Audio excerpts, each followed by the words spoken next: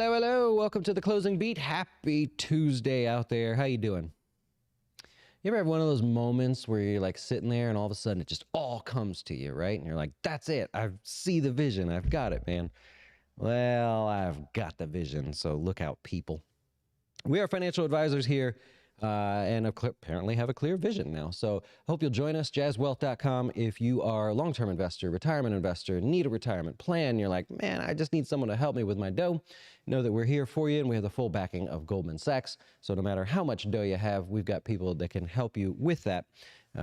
Everything from just selling some properties, a guy selling a couple grocery stores, taking companies public. We now have the ability to help with any and all of that. Not me, I'll be honest. It's not, I don't fill that stuff out, but we've got the skill set. We've got the people, got a whole team apparently. Had a whole meeting with them. I'm like, really? You're going to do that for little old us? That's awesome. Anyways, let's talk about the stock market here today. We got some good things going on. Welcome, Grinding Retire, Financial Wisdom. Emilio's back. Is that Pandemonium? I like it. Missy, Eloy, MW. What's going on? Welcome, welcome. Okay, let's get started. Why was the market flat today? It's just, back and forth, back and forth. You notice how where it stopped at yesterday's close? I don't have a cool way to show you that, but it stopped right at yesterday's close and was kind of like this during the day. Why did that happen there? Well, the S&P, we have back-to-back 1% gains. Just pop on over here with our fancy charts and show you. We had Friday, we had Monday, back-to-back 1% gains. Apparently, to break us out of this downtrend here, at least at the moment, it looks like it's broken there.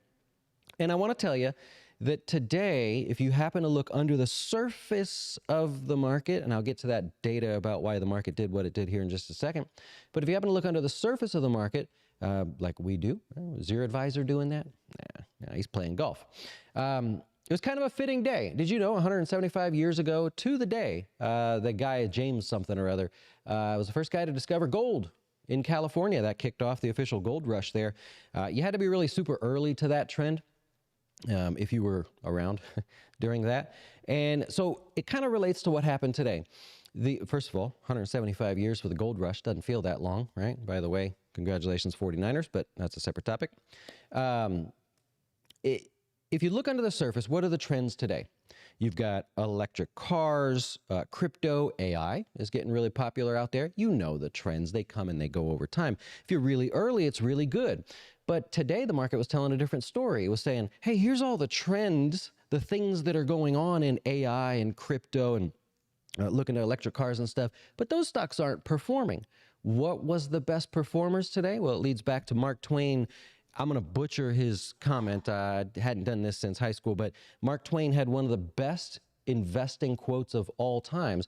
He said, in a gold rush, it's better to be the person selling the picks and the shovels than to be digging for gold. Chances are you've missed the gold rush, right? But you can supply those that still have these dreams and aspirations of going and digging and hopefully finding this gold. And so it fits today because the trending stocks didn't do well. The supporting cast, the shovels and the picks, that's what did really well today. So maybe it's a bit of, not a conspiracy, but a little paying homage to the gold rush officially starting there, but really, really pretty cool. To give you an example, we'll go on over here. Travelers Insurance, one of the best performers in the S&P here today. So do I want to play the electric cars or do I want to play the insurance side of the game, which is slow and steady? We supply the insurance to these people that want to go spend tons of money on their electric cars. Yeah, okay, cool. Pacer. That was one of the best performers as well. All-time high, or recent highs actually there. They sell the trucks and the parts, right? So you're betting on like, will Walmart be able to have more stuff? And will people go and buy more stuff? Will transportation of goods and stuff all over the country? Well, instead of guessing in that, hey, well, they're going to need trucks, right? So let's go the trucks and the little alternators and things that go in the trucks. Oh, okay, let's go play that game. That's where the action was at. Cummins was very similar. One of the better performances as well, and in the same category. People are out there chasing houses. Still the housing market hanging in there, man. I'll show some data to you here in just a second. Well, if people are willing to chase the houses and stuff, I'm not going to go bet on that or go flip homes or do whatever, but tell you what, they're going to need the stuff that goes in the house. Johnson Controls being one of them. Trane, although it did finish a little bit lower on the day. Trane up 2 1/3% on the day. You need your air conditions and things like that. Anyways, That was the underlying thing and theme in the market today. And I just thought that was really cool. It kind of played into the gold rush. It played into the anniversary of that happening.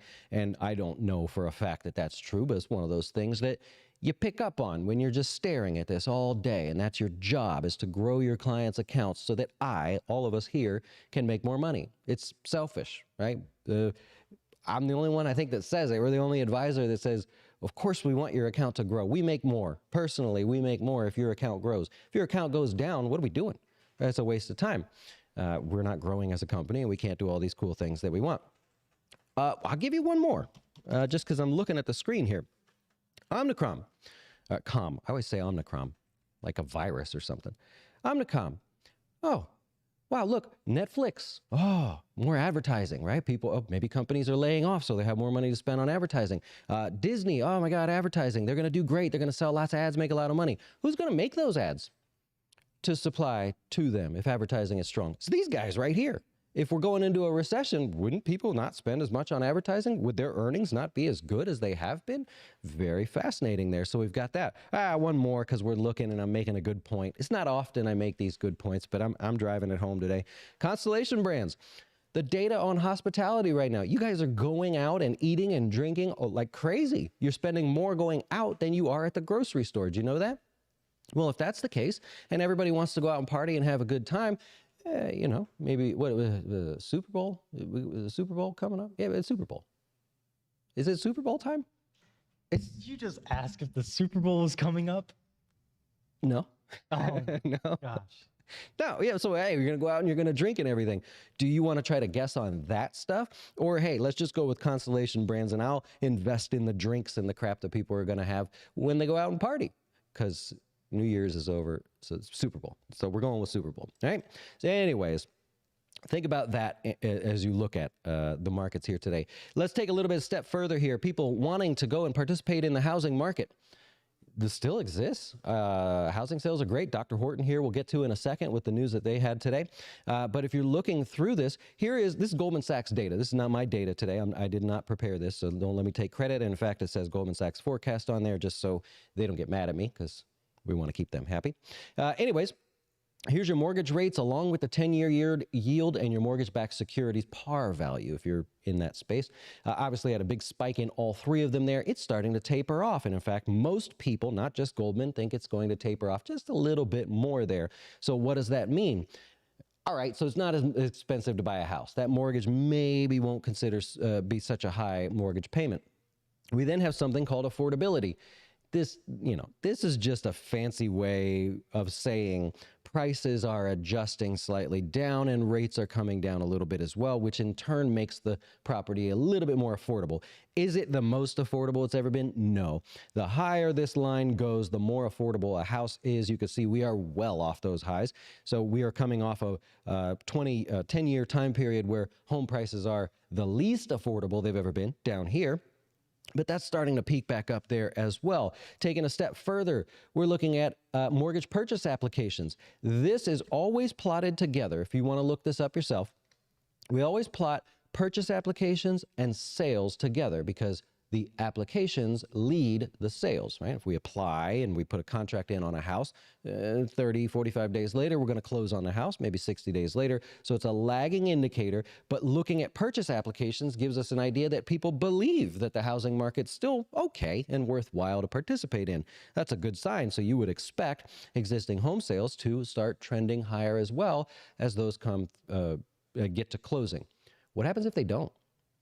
If they don't, what does that likely coincide with? It likely coincides with a sharp spike in interest rates where people backed out of buying a house. They changed their mind. It's too expensive. I don't want to do it anymore. I can't get the rate that I thought I was going to be able to lock in. We don't have that right now. So that's pretty cool there. And then over here so this comes from the Conference Board. This is not anybody's particular data here, but it's basically a large survey that they do to see how many people are likely to buy a home within 6 months. It's not the most it's ever been, but a sharp recovery there that perfectly correlates to interest rates taking a break. And that makes perfect sense, right? Because if you were going to buy a house, but you watch rates do this, and this, you say, well, let me sit back a second. I'm not going to go in here and chase this. Let me sit back and see if they peel back. Now that we may be stabilizing a little bit, you build up your confidence, you dust off your wallet, you go out there and maybe you buy a house. I don't know. Maybe it's not good time for you. Maybe it is there. But that's what you have going on with all of that. So that's a lot of stuff in just a few seconds there. We are also just getting into the thick of earnings season, by the way. We've got a whole host of companies reporting in the next 2 weeks. It's going to be extremely busy out there. If you look at the S&P so far, with what we can measure here, overall profits are down 3%. Sales are up 4.1%. That's the world's fastest lesson on profit margins. We have profits down, but we're selling more of it. Okay, that doesn't make sense. If we're selling more of something, shouldn't we have a higher profit? Not if you have to sell it for less. So that is your fastest lesson on profit margins, and that's expected to continue. Margins tightening as things cost more, and inflation still being a little stubborn and everything like that. We'll hope that that works itself out. If we look over to the NASDAQ here, we also have back-to-back gains, not including today. However, it's 2%. So the S&P had back-to-back 1% gains Friday, Monday. We have back-to-back 2% days. So it is very normal for the NASDAQ to sit and not do anything following a 2-day run of 4% gains, 2%, 2%. And to prove that, we can come on over here. If you're one of our research members, you can actually check this out. If you're a client, it is free for you to use. What I did before the show started, I said, well, let's look at the Qs, the QQQ as our proxy for the NASDAQ. And I said, well, let me see in any 2-day period, will it gain, if the Qs have gained more than 4% in a 2-day consecutive window over the last 20 years, what tends to happen the next day? So the Qs have had a return of more than 4% 85 times in the last 20 years, so a 2-day span of a 4% gain. Look at the forward stats here. Average gain, 0.03%. That's flat. That's essentially what happened today. A little bit better or worse than what happened today. Median gain about 0.5%. So there's your window you can work with. And the positivity rate, meaning how often would that day be positive? I don't think you like those stats. About a 56% chance of being positive. That's essentially in line with the long-term random day stats for the NASDAQ. And if you didn't know, if you look at the entire lifespan of the NASDAQ and you say, what are the odds that I pick a day and that day turns out to be positive? It's actually about 53%. So just a little bit better than average there. So when you see those stats, you come over to the NASDAQ and go, why didn't the market do anything today?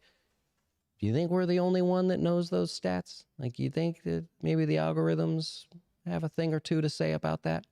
That's exactly what happened there. So now you know. How about that, man? Just jamming with the lessons here today. You want another one? You want to know somewhere to look. What do you do when you're not sure where you should invest new dollars? Or you're a trader, and this is your day-to-day fun. You like to buy stocks, and you hold them for a week or two and then sell them later. Well, when you don't have something to do, which is kind of in where the market's at right now, it's like, do I chase it? Do I pick something ahead of earnings? Do I sit back and wait? Probably sit back and wait. Here's what you want to look at. You take the sectors and you break them all down individually, and you say, well, what's so far the year-to-date change? I want to find the weakness. I want to find the strength. I want to find things that may be waking up or things that may be getting weaker. Communication services, like we talked about yesterday, up 13.1% year-to-date. Year-to-date. That's 15 trading days. 15 trading days. Consumer discretionary, the same. Would you go chase that? Some of you would, and that's okay. That's an acceptable answer. But some of you look at that and say, oh, let's go to the research site and see how often does the communication services sector gain 13% essentially in 13, let's say 15 days, and what happens going forward? You may not find the best stats. I'll let you play with that there. You're not going to find the best stats. Consumer discretionary, same thing. Down here, we're supposed to be going into a recession. These sectors should be doing really well. They have pulled back. Now, do you believe that we're still going into a recession? I think you probably should, right? Statistically, you'd be right to assume that the economy goes into a recession. Nobody would blame you for that. Well, if that's the case, then wouldn't you want to look at those sectors because they're cheaper for the moment? Nobody wants them. They're out chasing the pipe dream of tech stocks somehow miraculously recovering. Is that like a little hint there? Also, if you want to take a little bit of deeper dive into the sectors there, one thing that people like to do is say, how many stocks are above the 50-day moving average in that sector? So let's use this down here as an example. The two sectors, two of the three that were negative on the previous one, well, there's some good stocks in there, meaning there are stocks that are above their 50-day moving average in a sector that is down year to date. Those stocks are trying to tell you that they have all the power, they have the strength, they have the momentum, the interest, the volume. So maybe that helps you. So don't ever look at something like this and go, oh, that's cute. You managed to take all the stocks in the utility sector, look at them one by one, and then tell me how many are above a line on a chart.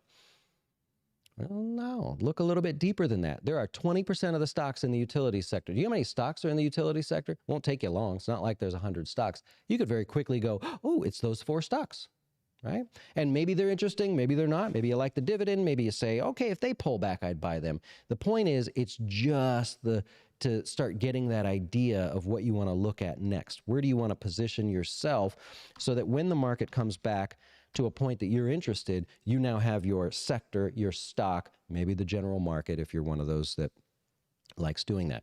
All right, stocks in the news here. Ta-da! 3M. All right, there we go.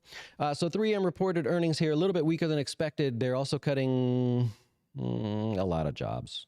2,500 jobs in manufacturing there. Also, COVID tests were, the sales of their COVID tests slowed down a little bit. Remember, in 2022 and 2021, that made them look a little bit stronger than they really were, so just fading away from that ever so slightly.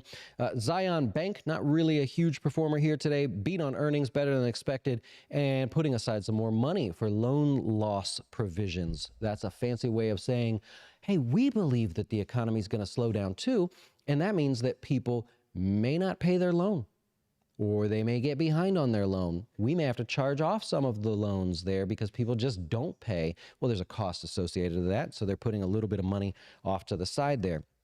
So it's not necessarily about what this stock's doing, but what they're seeing from their clients and, of course, what they perceive to happen soon here.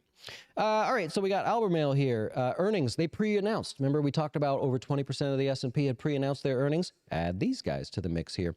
They see that their earnings are going to be significantly above forecast. What happens to the stock today? You treat that as if it's earnings day, right? Guidance was essentially the same, so nothing new there. We'll get their guidance when they report their earnings. General Electric. There you go. Better than expected earnings there. They did lower guidance going forward. Stock started a little bit lower on the day, but it managed to recover all of it. That's one of those stocks in this sector, in this industry, in this sub-industry that is outperforming. It is showing you that it has everyone's attention at the moment. Also, there's a little bit of price value adjustment there from their spinoff. Dr. Horton, these guys build homes here. These guys have done a great job. Actually, pretty much all of them have done a great job of navigating this slowdown in the housing market. If you go way back to our closing beats there, like through COVID and right before it there, we were seeing that the home builders were saying, we're not going to build. Momentum was strong, prices were high, and they're saying, we're not going to build. We're going to slow things down and readjust and see how things go. They nailed it. Almost every single one of them nailed it there. They did a great job, at least much better than 2008 there. And now Dr. Horton says, we're willing to build, and we're going to, but we're going to focus on the smaller homes at a more affordable price point there to generate cash. They already have a lot of cash, but they're going to keep that focus going forward. I think they're doing great. Good job there. Johnson & Johnson, not the greatest earnings report there. They made a boatload of money, but for some reason, one of the only things that stuck out as strong was Tylenol. That was oddly strong if you want to dig into that. And Lam Research, last one. These guys, congratulations. Lam Research wins the award for the company tomorrow that is reporting earnings, which has the best stats for beating on earnings, beating on sales, but for whatever reason, 6 out of the last 8 times when they report, stock goes down. Dun, dun, dun. It is what it is. Jazz After Dark here tonight. We did get the video posted, so we're going to talk about the Roth IRA in the most simple terms you can possibly talk about it while we sit around, have a drink, and hang out. We're going to do it very simply. We're going to say, what do you need to know about the dollars going into the Roth, dollars coming out of the Roth, and how to invest the dollars in the Roth. So that way it's broken into 3 categories there. And if we were if we were clever, we would like somehow chop it up into pieces and make like 10 videos out of it. But I don't know. I'm just saying, maybe. Also, this week, tomorrow night, we're going to talk about securities-based lending, asset-based lending. We're going to give an exact 2-scenario example. I'm going to show you why some people say that's the greatest thing since sliced bread, and other people say, you know, I'll use it if I need to, but it's nice to have that option. We're going to talk about how it works, what do you do, and why specifically is there an advantage or a potential advantage there for you. Our research site, we have the stats posted. I did a video on all the next 2 weeks of earnings, the stats of every single one of them, what to expect, and even how you may want to play that if you're a short-term participant or an options trader there. So enjoy yourself if you're a research member or a client. Have I promoted the research site enough today? Is the boss like happy that I did that? And so like you guys have like, you've at least gone to jazzwealth.com/research. You've seen it, right? So I've done my job. Are we good there? Yep. Vancouver prices. I agree with that one, man. As they know how to do it up there. Canadians know how to design homes, I think, better than Americans. That's what I look at night. But boy, they get a premium for those houses. You're right. Yeah, what else? What do we got here? Let's see if we can questions. Appreciate it there. Enjoy, and thank you for hitting the like button there. Appreciate that. Any thoughts? You bought this morning. UNH, 690, closed at 850, 510 calls. So UNH, what are you doing? What are you doing? Oh, lots of volatility there. I did not see that one. So you paid 690, close. That's just the volatility. And I'm assuming you're saying you were long on those calls. You had great volatility throughout the day. That is not a bad tick. Very nice. Yep. Bought aggressively and left that long tail. What made people change their mind? I think the support from them, remember how this has been happening. You can report some bad news as long as it's followed by, oh, and we're going to fire people. That rewards stocks. So if you follow minute by minute when they were talking about that, earnings not so good. Oh my gosh, we're not selling all these COVID tests anymore. That's kind of horrible for us. So we're going to have to fire 2,500 people in our manufacturing plants. That helps. Yep. What happened this morning with all the halts? Yeah, I think it was about 20 names out there that reported higher prices than they really were. If you participated in any of that, you're very, very likely going to see a trade adjustment in your account. They will not let that go that way. So whether it hurt you or helped you, you're going to get it reset. They have an algorithm that when things like that happen, there's a fancy word for it, but essentially they just go into your account and they say, that doesn't count. That wasn't actually factual. Reset it or get you out of that trade. So it should come at no cost to you or no gain or loss, and it won't report on your 1099. These things happen every now and then. The flash crash, 2010, May 10th, 2010, if you're around for that. If you're not, go back and look at a chart. Watch the Dow just go and then right back up in like 20 minutes. Kind of fascinating there. That's a question I get often. They're like, did you get crushed during the flash crash? And the God's honest answer was, I was taking my mom to the airport at that very moment. And I was watching, but I was like, okay, there's nothing I can do about this. And by the time you get back and everything, the world was back to normal. It was very, very cool to have missed that. But if I were there, I would have missed it. So thanks, Mom. Closing your oh, you did already, though. Yeah. There you go. Nice. Good job. Good job. Well, I think we have covered it there for you, and maybe even a little bit more. Hope you learned something today. And if so, keep in mind, Jazz Wealth, here, us, Eric, everybody else that's here, our goal is to teach. If we teach and we just keep talking, sometimes it's annoying, but if we just keep talking, eventually we're going to say a word where you go, do I have that? Am I participating that way? Will those options be available to me? Is that something you can help me with? That's the goal. Every other advisor just, they want you to join them and give them your money and then disappear. And well, that's boring. Anyways, we'll wrap it up there with that. You guys enjoy the rest of your day or evening. And I believe if I press this button, we'll be on my way out of here. See ya.